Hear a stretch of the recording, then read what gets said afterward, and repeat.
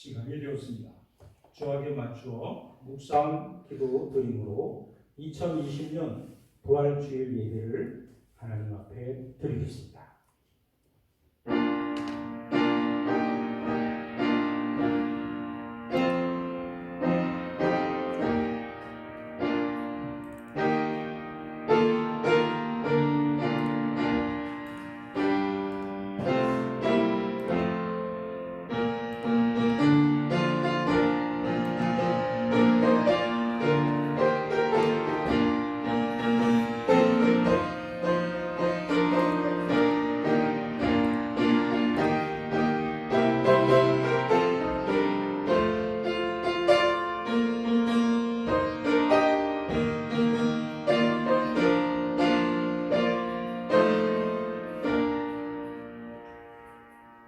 우리 주 예수 그리스도의 아버지 하나님을 찬송하리로다.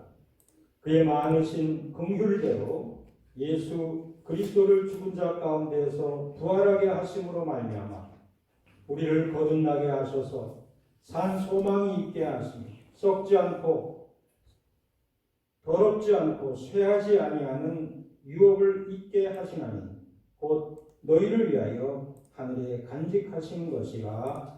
아멘. 할렐루야. 죽은 지 사흘 만에 무덤문을 여시고 부활하신 예수님께 찬송과 영광을 돌려드립니다. 부활의 첫 열매가 되신 예수님을 따라 우리도 부활하게 될 것을 믿으며 이 시간 삼위일체 하나님께 감격의 예배를 드립니다. 주여, 부활의 아침에 드리는 이 예배를 받아주시고 우리에게 참된 소망을 더하여 주옵소서. 예수 그리스도의 이름으로 기도하옵나이다. 아멘. 우리 함께 사도신경으로 신앙 고백을 하겠습니다. 나는 전능하신 아버지 하나님 천지의 창조주를 믿습니다. 나는 그의 유일하신 아들 우리 주 예수 그리스도를 믿습니다. 그는 성령으로 잉태되어 동정녀 마리아에게서 나시고 본디오 빌라도에게 고난을 받아 십자가에 못 박혀 죽으시고 장사되지 사흘 만에 죽은 자 가운데서 다시 살아나셨으며 하늘에 오르시어 전능하신 아버지 하나님 우편에 앉아 계시다가 거기로부터 살아있는 자와 죽은 자를 심판하러 오십니다. 나는 성령을 믿으며 거룩한 공교회와 성도의 교제와 죄를 용서받는 것과 몸의 부활과 영생을 믿습니다. 아멘. 우리 함께 찬양합니다. 찬송가 159장 찬양하겠습니다.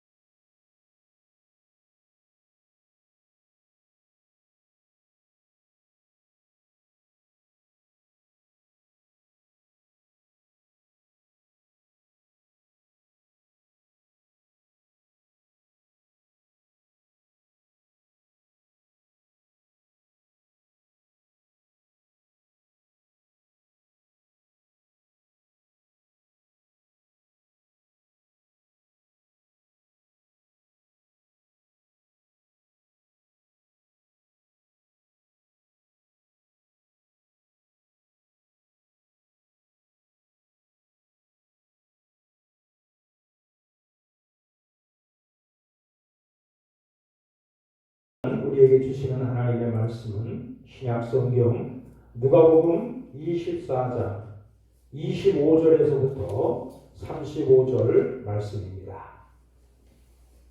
신약성경 제 책으로 140쪽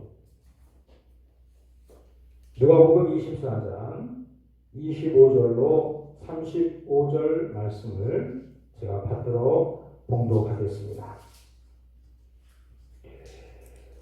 이르시되 미련하고 선지자들이 말한 모든 것을 마음에 더디 믿는 자들이여 그리스도가 이런 고난을 받고 자기의 영광에 들어가야 할 것이 아니냐 하시고 이에 모세와 모든 선지자의 글로 시작하여 모든 성경에 쓴 바 자기에 관한 것을 자세히 설명하시니라.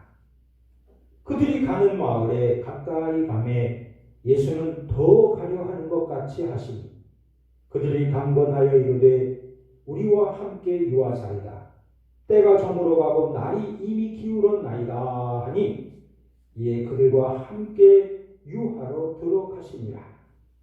그들과 함께 음식 잡수실 때에 떡을 가지사 축사하시고 떼어 그들에게 주시니 그들의 눈이 밝아져 그인 줄 알아보더니 예수는 그들에게 보이지 아니하시는지라. 그들이 서로 말하되 길에서 우리에게 말씀하시고 우리에게 성경을 풀어주실 때에 우리 속에서 마음이 뜨겁지 아니하더냐 하고 곧 그때로 일어나 예루살렘에 돌아가 보니 11 제자 및 그들과 함께한 자들이 모여있어 말하기를 주께서 과연 살아나시고 시몬에게 보이셨다 하는지라. 두 사람도 길에서 된 일과 예수께서 떡을 떼심으로 자기들에게 알려주신 것을 말하더라. 아멘.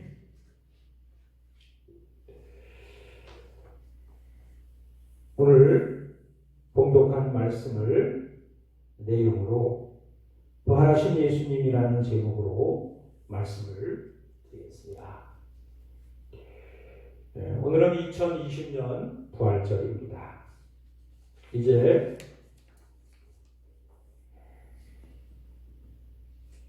부활의 새벽이 지나고 부활의 아침이 밝아왔습니다. 우리 주님 예수 그리스도께서는 죽음을 이기시고 부활하셨습니다.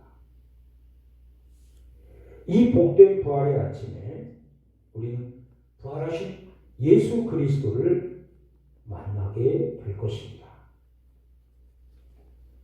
그러나 부활하신 주님을 만나지 못한 두 제자가 아주 슬픈 모습으로 예루살렘을 떠나 10km 거리에 있는 엠마오라고 하는 마을로 내려가고 있었습니다. 그 중에 한 사람의 이름은 글로바라고 본문의 앞 18절에 기록되어 있습니다. 오늘 본문은 그 두 제자와 예수님과의 만남, 대화, 그리고 그 후에 어떤 일이 생겼는지를 우리에게 보여주는 본문입니다. 예수님께서는 이 실망하고 낙심한 두 제자에게 하나님의 말씀을 자세히 설명해 주었습니다. 특별히 25절을 보면 이르시되 미련하고 선지자들이 말한 것을 마음에 더디 믿는 자들이요 라고 했습니다. 예수님의 부활 소식을 듣고도 믿지 않고 예루살렘을 떠나 엠마오로 내려가는 두 제자를 책망하신 거죠. 미련하다, 더디 믿는다, 왜 못 믿느냐는 뜻인 것이죠. 미련하다, 어리석다는 것이죠. 여러분, 한번 들으면 그것 하고 생각나는 문장 하나가 있죠. 지금 알고 있는 걸 그때도 알았더라면 이라는 시가 있습니다. 외국 사람의 시인데요. 그 전체 중에서 일부분을 제가 한번 읽어볼게요. 지금 알고 있는 걸 그때도 알았더라면 내 가슴이 말하는 것에 자주 귀 기울였으리라. 더 즐겁게 살고 덜 고민했으리라. 다른 사람들이 나에 대해 말하는 것에 신경 쓰지 않았으리라.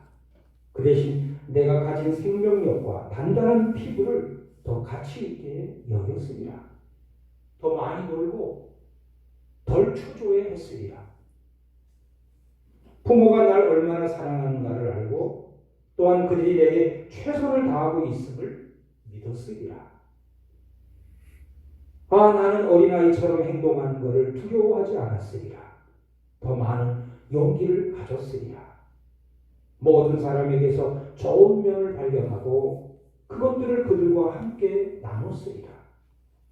지금 알고 있는 걸 그때도 알았더라면 내가 만나는 사람을 신뢰하고 나 역시 누군가에게 신뢰할 만한 사람이 되었으리라.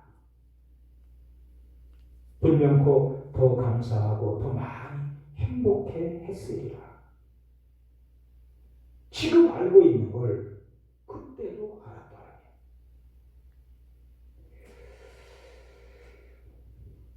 늦은 깨달음에 대한 아쉬움을 적으시죠.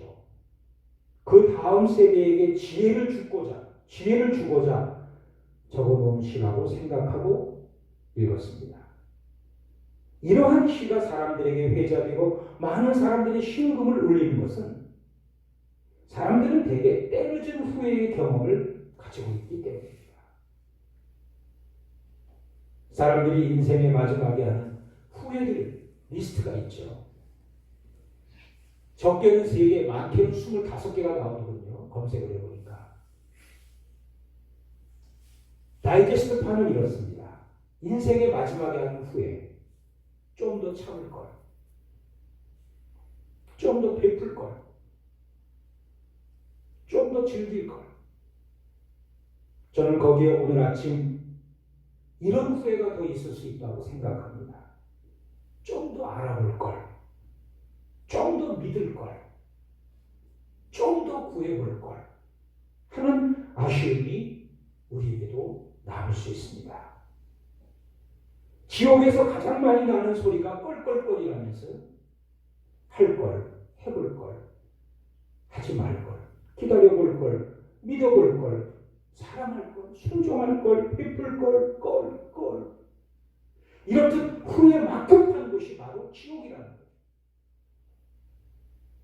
그러나 하나님은 우리를 지으시고 부르시고 우리를 구원하시고 자녀 삼으시고 성령을 통하여 지혜로 충만하게 하시고 하나님의 사람으로 풍성한 삶을 약속하셨으니 하나님은 우리로 하여금 결코 지옥 같은 그런 후에 막급한 삶을 살게 하지 않으십니다. 엠마오로 내려가는 제자들의 모습에는 슬픈 빛이 있었습니다. 예수님의 죽음의 소식을 듣고 힘없이 엠마오로 내려가는 두 제자들과 같이 우리 인생도 슬픈 빛을 띠고 살아갈 때가 있습니다. 미련하고 어리석어서 내가 아는 것이 전부인 줄 알았고 미련하고 게을러서 말씀에 무지하고 믿음을 키우는데 소극적으로 살았습니다. 그러나 오늘 부활의 주님을 알고 나면 오늘 부활의 주님을 만나고 나면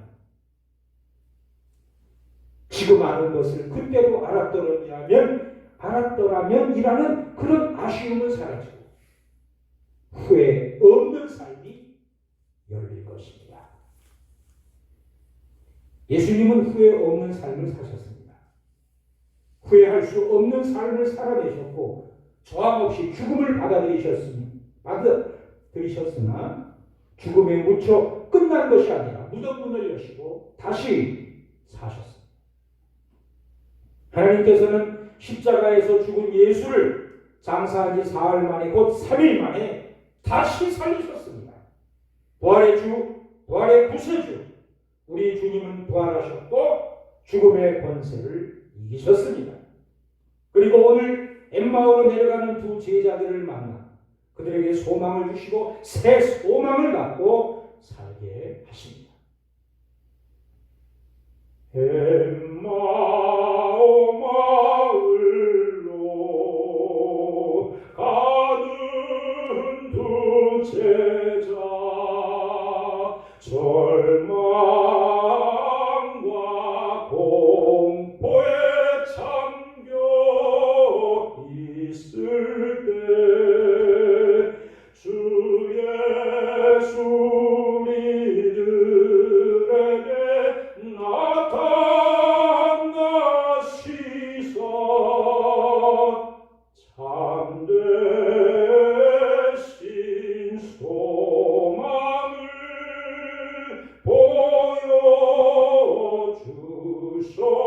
보여주셨네. 부활의 아침, 온 세상 만물이 주를 찬양하며 부활을 기뻐합니다. 부활을 알리며 둥근 태양이 여러분 머리 위에 있지 않았습니까? 깨어나십시오. 후회 없는 삶을 살게 하시는 주님의 은혜를 노래하십시오. 기뻐하십시오. 십자가에서 죽은 예수 그리스도를 하나님은 부활의 영광에 이르게 하셨습니다. 이제 우리에게 부를 노래와 흔들 깃발 그리고 외칠 구호를 주신 주님께 감사하십시오. 부활의 노래를 부르며 승리의 십자가 깃발을 흔들며 예수 부활 소리 높여 외치십시오. 우리 주님은 죽음을 이기시고 다시 살아나셨습니다. 이제는 도마처럼 의심하던 모습에서 벗어나십시오. 글로바가 입었던 그런 슬픈 빛의 옷을 던져버리고 주님의 부활을 믿으며 새 소망을 가진 사람이 되십시오. 특별히 27절을 보니 이에 모세와 모든 선지자의 글로 시작하여 모든 성경에 쓴 바 자기에 관한 것을 자세히 설명하시니라 했습니다. 미련하구나, 왜 이리 더디 믿느냐 책망하시던 주님, 두 제자에게 하나님의 말씀을 자세히 설명해 주었습니다. 특별히 32절을 보면 그들이 서로 말하되 길에서 우리에게 말씀하시고 우리에게 성경을 풀어주실 때에 우리 속에서 마음이 뜨겁지 아니하더냐 라고 기록되어 있습니다. 부활하신 예수님은 제자들에게 말씀을 가르치시고 말씀을 자세히 설명해 주심으로 그들의 마음을 뜨겁게 해주셨습니다. 슬프고 냉담했던 가슴은 말씀으로 치유되어지고 따뜻해졌습니다.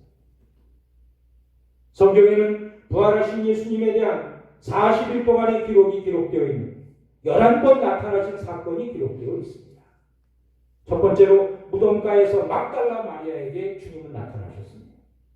두 번째로 무덤에 갔던 여인들에게 주님은 현현하셨습니다. 세 번째로 엠마오로 내려간 오늘 이 두 제자를 주님은 만나주셨습니다. 네 번째로 베드로에게, 그리고는 다섯 번째로 도마를 제외한 10제자에게, 여섯 번째는 도마를 포함한 또한 11제자에게 나타나셨습니다. 일곱 번째로 갈릴리 호수에서 고기 잡던 7제자에게 나타나셨으며, 여덟 번째로 갈릴리 산에서 11제자에게 나타나셨고, 아홉 번째로 500명의 성도들에게, 또 10번째로 야고보 곧 알페오의 아들에게도 나타나셨습니다. 11번째로 부활 후 40일 만에 감람산에서 승천하시면서 예수님은 사람들에게 자신을 보여주셨습니다. 부활하신 예수님은 40일간을 땅에 머무시면서 사람들에게 하나님의 나라, 마슬레이아 투데우, 하나님의 나라를 말씀하셨습니다.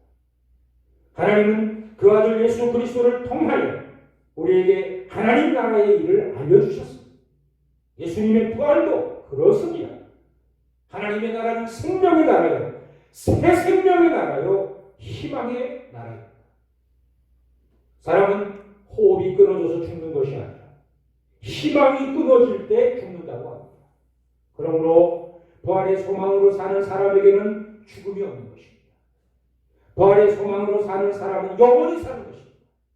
왜냐하면 우리에게는 죽음도 어쩔 수 없는 희망이 있기 때문입니다.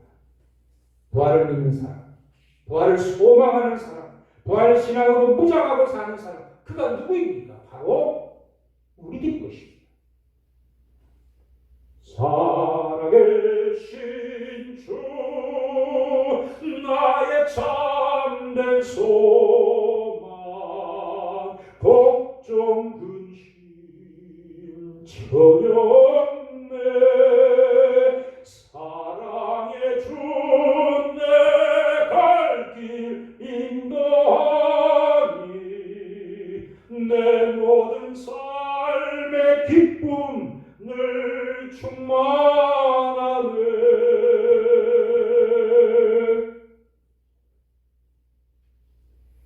본문 33절로 35절을 보면 곧 그때로 일어나 예루살렘에 돌아가고 11제자 및 그들과 함께한 자들이 모여 있어 말하기를 주께서 과연 살아나시고 시몬에게 보이셨다 하는지라.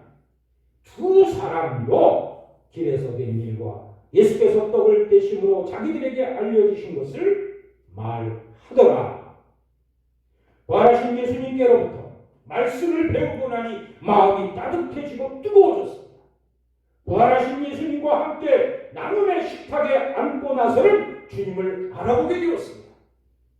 부활하신 예수님을 만난 두 제자는 슬픈 빛을 벗어 던지고 생기가 돌고 힘을 얻었습니다. 부활하신 예수님을 만나자 엠마오로 내려가던 그들의 삶의 방향이 바뀌었습니다. 저녁 식사 후에 어두운 밤도 그들의 발길을 붙잡지 못했습니다. 마음의 새 빛을 얻어 밝고 따뜻하게 되니 어두운 밤도 어둡지 않았습니다.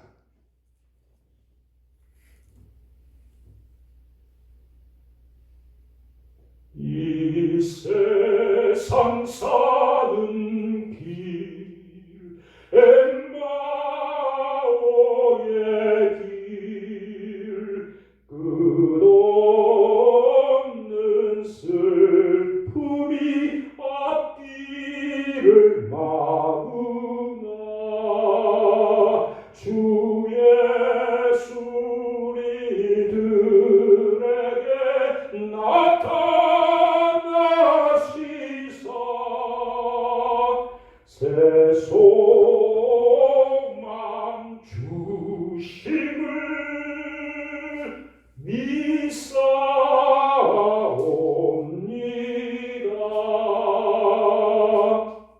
그 힘으로, 주님 주신 힘으로 그들은 다시 예루살렘을 향하여 올라갔습니다.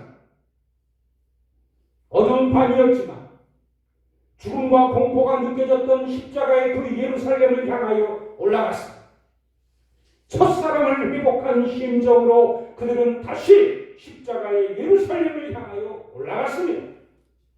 그리고는 부활을 증언하던 제자들과 함께 힘을 모아 부활의 증인으로 나서게 되었습니다.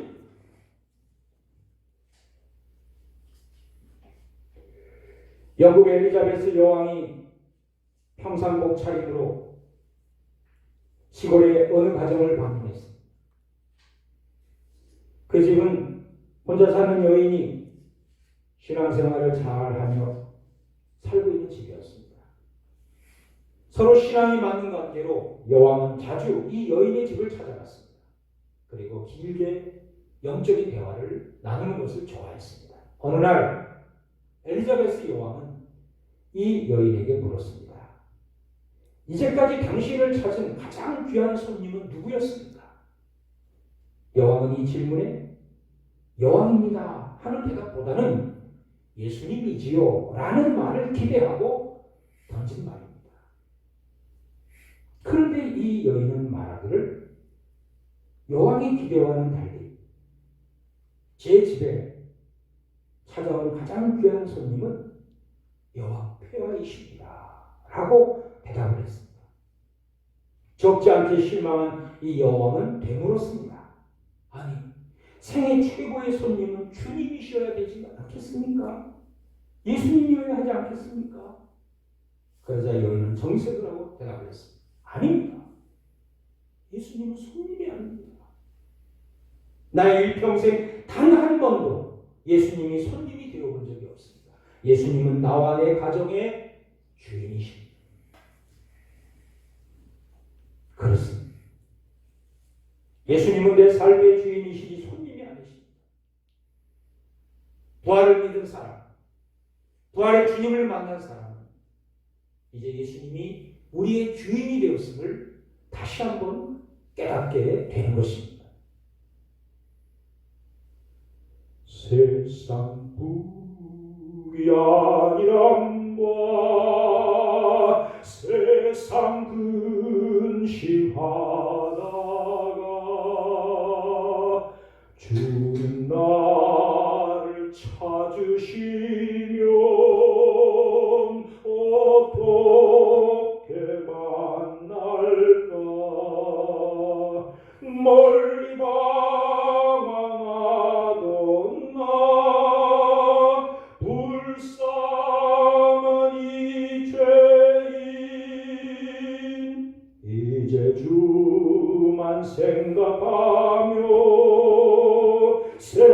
잠든 심 버리고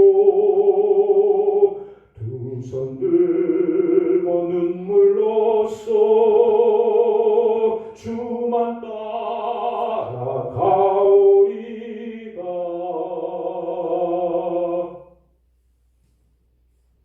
곧 그때로 일어나 예루살렘으로 올라간 두 제자들처럼 우리도 이제는 배우고 받고 듣고 본 바를 행할 수 있습니다.